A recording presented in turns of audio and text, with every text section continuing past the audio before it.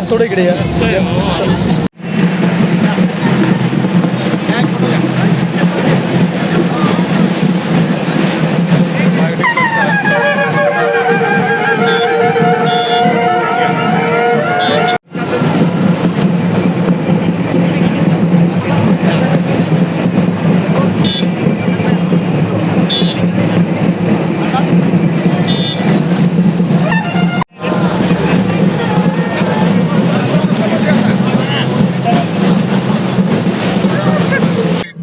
नाट्यकलेचा प्रसार गावागावातल्या लोकांमध्ये व्हावा, सेमी सिटीजमध्ये व्हावा, सर्वांना संधी उपलब्ध व्हाव्यात, चांगल्या प्रेक्षकांनी चांगल्या कलाकारांची कला पाहावी, एकंदरीत उच्च कलेचा प्रसार हा सर्वत्र व्हावा हे 100व्या नाट्य संमेलनाच्या निमित्तानं जागरही केलेलं आहे की एक जनजागृती काय म्हणतात नाट्य जागृती आहे.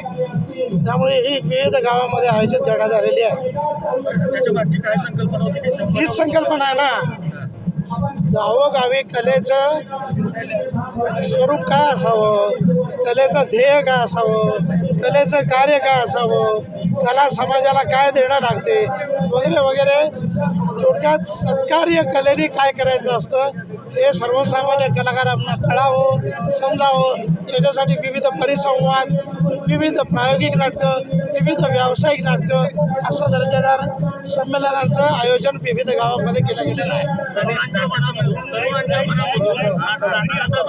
नाटकाचा जो भाग आहे तो हळूहळू विसरत चाललेला आहे, तो त्याकडे जास्त आकर्षित होत नाही.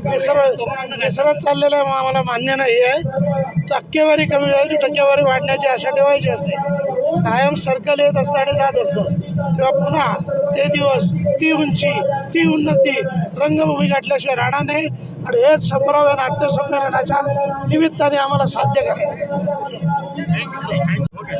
अतिशय सुंदर नाट्य संमेलन आयोजित केलं आहे आणि त्याबद्दल भोजन कोंडे यांचं आणि खंडापूरकर यांचं दोघांचं अभिनंदन.